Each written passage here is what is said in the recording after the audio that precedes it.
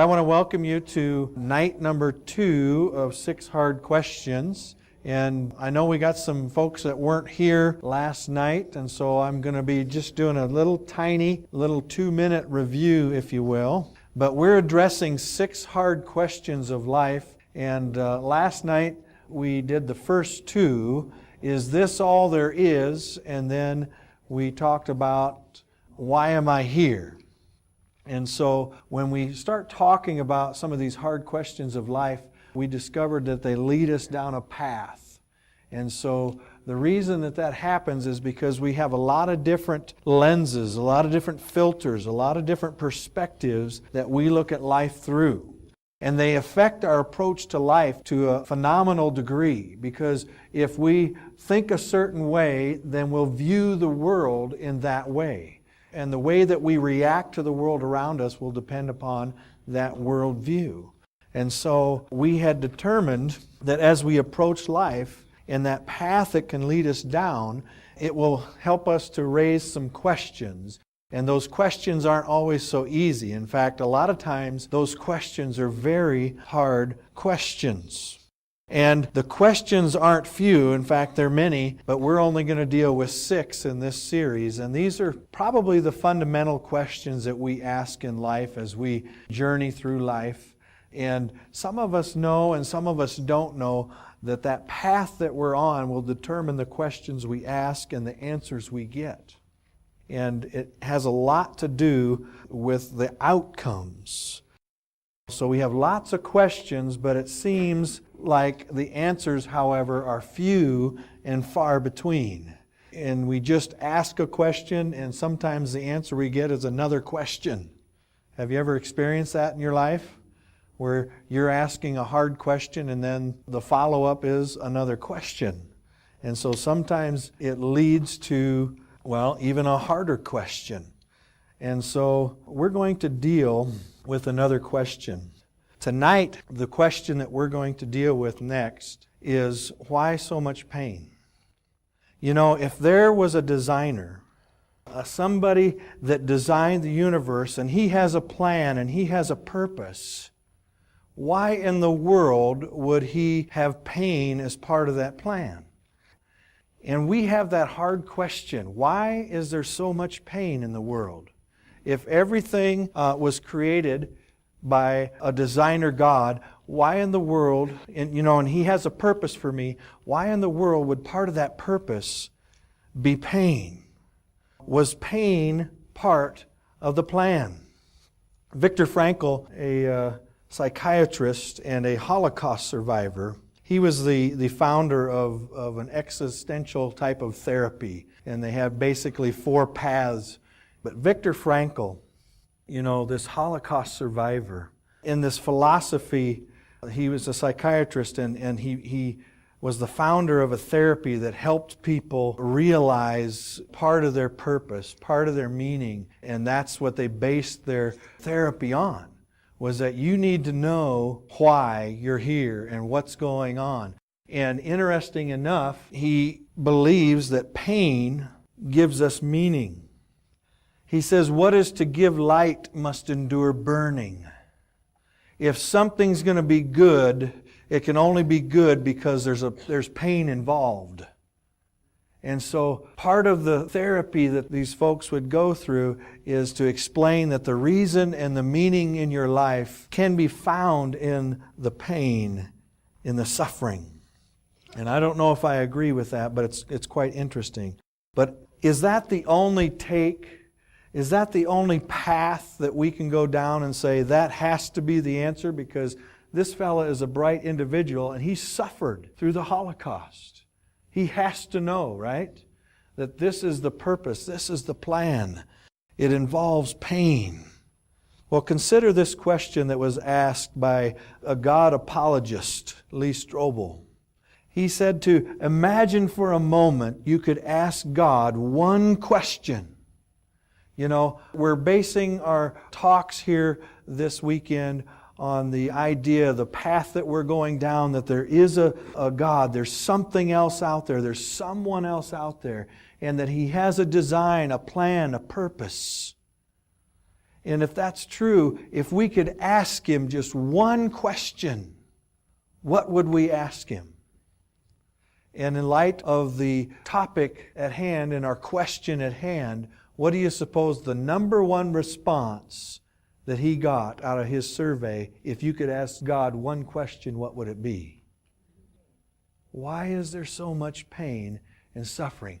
The number one response that he got from his survey was, why is there pain and suffering in the world?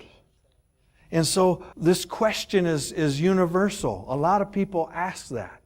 And as a pastor, I've experienced people wondering, and they say, why did God do this? Why did God do that? Why does He allow the pain and the suffering? Is that part of the plan? And so that's a very good question, don't you think? A question that deserves an answer. And we look at our world today, all of it, this senseless tragedy of one religion against another. Everything in the name of God, everything in the name of religion that has veered off course, and it ends up being painful. I mean, that's a subtle way of saying it. It's just terrible. It's unspeakable. You know, I think of in the past, the not too distant past, the incredible suffering caused by nothing more than a people having a different heritage. And today it's no different. You know, you just turn on the news, and whether it's a political difference or a class difference or a religious difference or a racial divide, doesn't matter, because we have to inflict pain on the other side in order for us to be happy and fulfilled and to find purpose. And, you know, the atrocities that happened at these concentration camps in World War II, my wife and I hesitate to say we had the privilege, but we had the honor of visiting this site. And there in German, I can't speak German, so I'll butcher it if I try to pronounce it, but there on the gate in translation there, as the people went into the concentration camp, it said, "Work will set you free." And so as they were entering the concentration camp, they had the idea put in their head that if they just worked hard enough, they would earn their freedom. When all the while, they were literally worked to death. They estimate just a little under 30,000 people met their fate at this one concentration camp, and it served as the model for concentration camps across Germany and across Europe. All because they had a different point of view. We look at the world outside and we observe that it seems that nature itself is at war with itself. You know, just a few short years ago, that tsunami in Japan, and that didn't hold a candle to the one that happened years ago over in Southeast Asia that killed 250,000 people from an earthquake in the middle of the ocean. And we say, God, how can you allow that in a moment's time there's so much death and destruction and pain? And we look at our world and we say, how can this be that a master designer, a loving, if you will, God, a caring God who has a plan and a purpose, how in the world can He allow something like this? Why is there so much pain and suffering in the world? You know, we look at our world and we think about the hunger that goes on every single day. Starvation. There are people who are nutritionally starving in this country. But there's other places in the world where they're literally starving to death every single day. Thousands. Hunger, according to the World Health Organization, is the single greatest threat to public health in the world. And what's a tragedy about it is that that's that's something we can cure, right? That's something we have the ability to take care of. And they say that in America we throw away literally pounds of food every week. And there's folks that don't even get a pound of food in a week across the world. They say that hunger is the largest contributor to child mortality in the world. that 6 million children die of hunger every year. Who knows what the population of South Dakota is, by the way? Is it 1 million? No.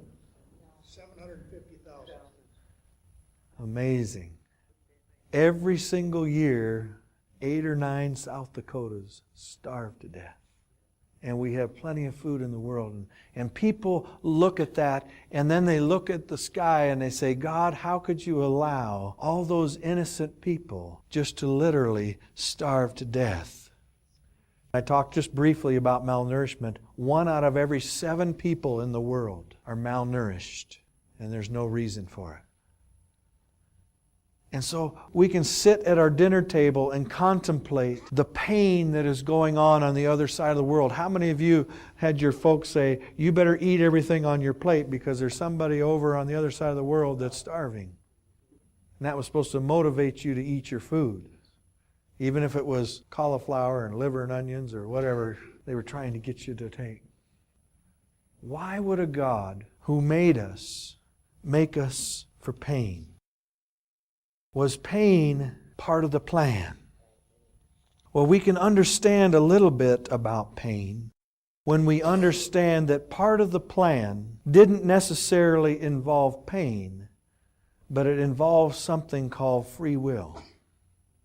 Think about free will for a moment. If we had this master designer as part of His master plan, giving each of us the ability to choose whether or not to love Him and love each other. If that's part of the plan, then I can understand why there is pain, and I can also understand why pain was not part of His plan. Because the way we treat each other is what causes pain in this world. You know, the natural disasters, that's another thing. Some people say, God, why'd you send that tornado or that earthquake or that tidal wave? That had nothing to do with free will. But there are forces in this world that have the ability to inflict pain. And so we can understand a little bit better that it's not God who's doing the pain inflicting, but some other force. You know, if we didn't have free will, imagine this. If a loving and caring God created you and He created me, and He says, part of my plan and a purpose for you.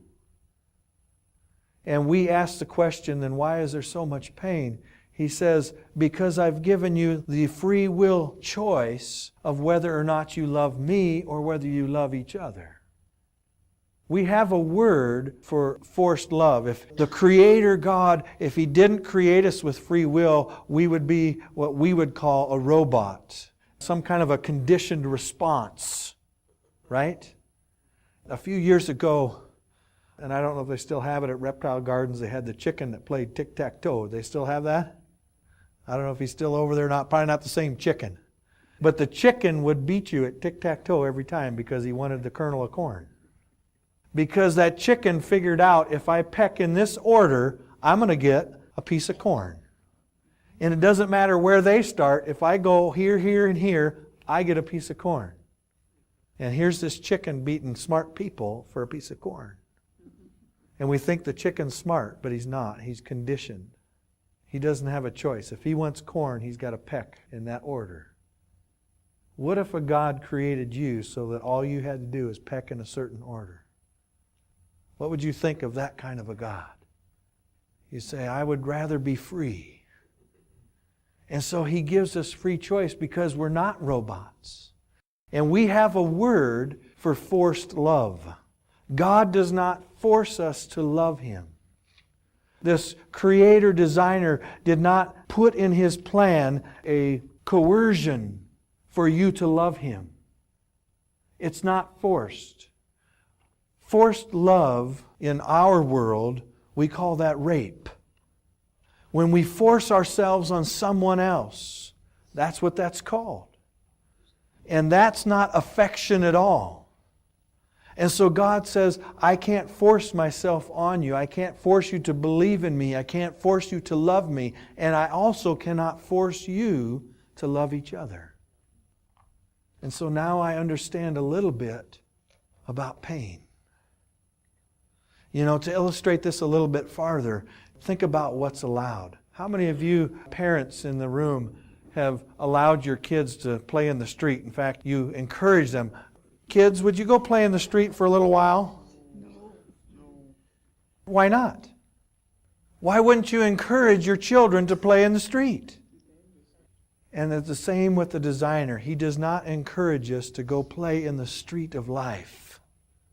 He encourages us to love each other. He encourages us to love Him and to find the purpose in life that is something beyond and besides our own self-interest. You know, think of those statistics that we talked about with the world hunger. If everybody was concerned about the other person, how much starvation would there be in the world? None. If everybody was concerned about everybody else and their well-being, how much crime would there be in the world? And so we start to see that the pain and the suffering, a large measure of it, is self-inflicted. And that is a tragedy, don't you think?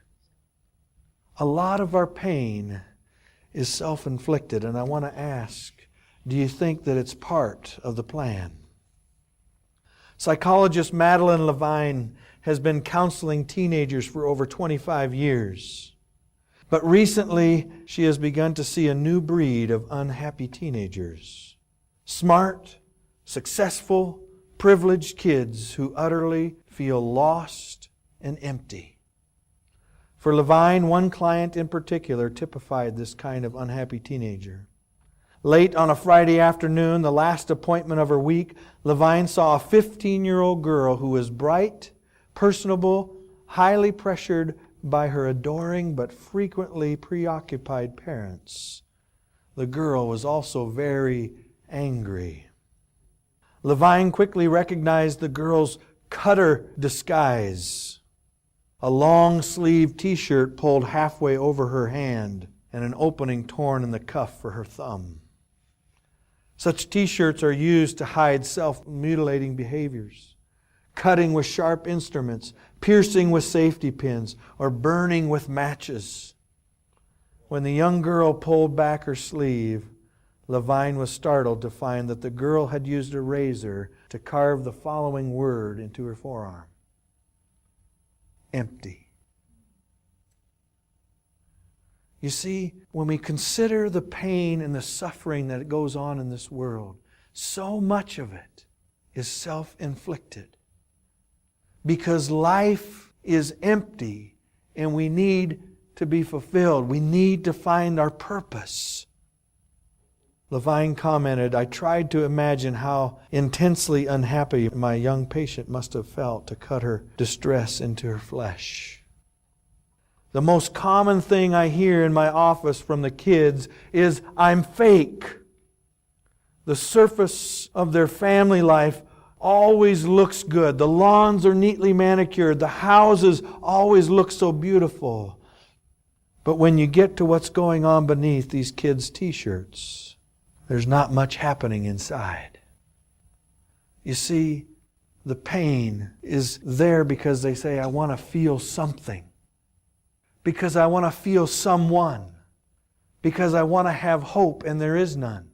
And you start to recognize that the path that we go down, if there's no one and there's no thing and there's no hope, it leads to emptiness and pain and suffering.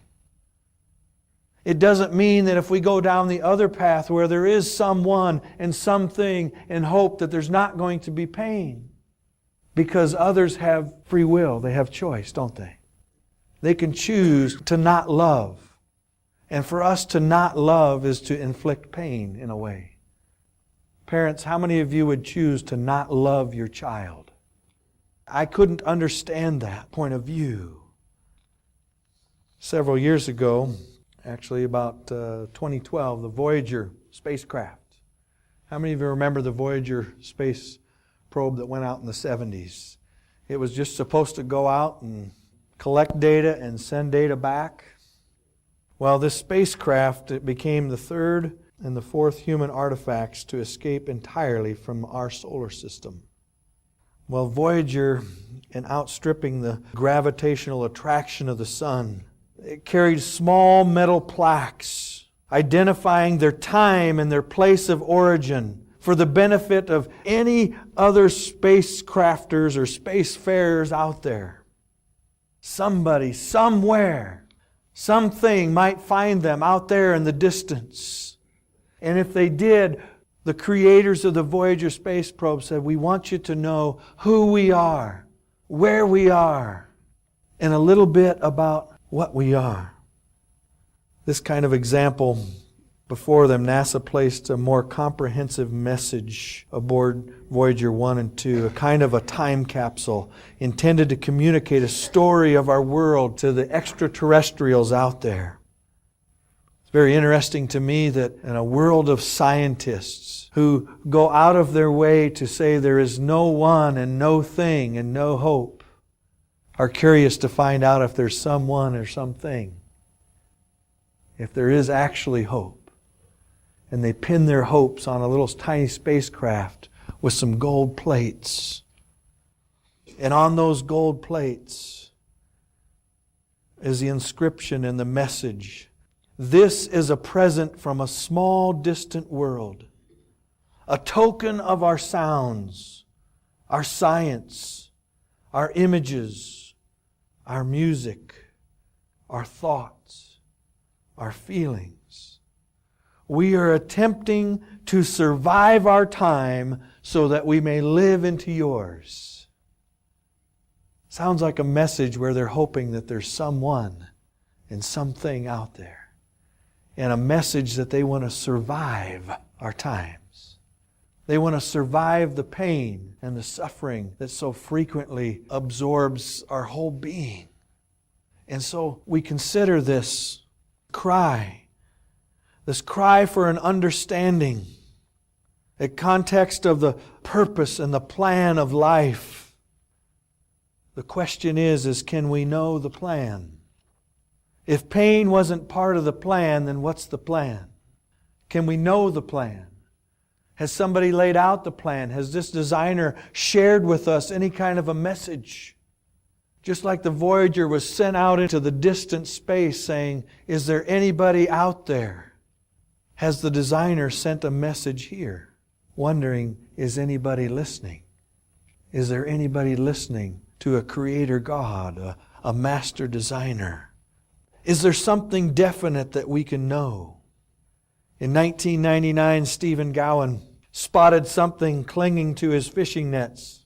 It was a very old bottle containing 2 letters written by Private Thomas Hughes, dated September 9, 1914. The first message asked the person that found the bottle to forward the second message to Hughes's wife, Elizabeth. The note for Elizabeth was a nice, simple love letter, showing that his wife was in his thoughts as he made his way to France to fight in the early days of World War I. After reading the letters, Gowan felt a great personal responsibility to see that they had found their way home. Even though he assumed Mrs. Hughes had died long ago, he began searching for her descendants and soon learned that Thomas and Elizabeth Hughes, their daughter, was still alive in Auckland, New Zealand. Sadly, Hughes died in battle shortly after he wrote the letters, so he never got to see Elizabeth, nor his 2-year-old daughter. Due to her young age at the time of his death, his daughter Emily never knew her father. She grew up listening to stories about him from her mother and cherished him posthumously, all those awards and medals that were given. So when the New Zealand Post offered to send Gowan to Auckland to hand-deliver the bottle to Emily, he jumped at the chance to help her connect to this lost piece of her past. For Emily, the bottle was a great source of joy and comfort. She said her father's message couldn't come home until the right boat came along at the right time with the right fisherman. Tonight we discuss why there is so much pain. Could there be a message in the bottle for you and me? From the right boat, with the right fisherman, with the right message that will answer our questions about life and why there's so much pain, and explain this great controversy, if you will, between right and wrong, and put an end to whether or not we have to contemplate a God that is distant and unknowable, or is it a God who is up close and personal and wants to know us?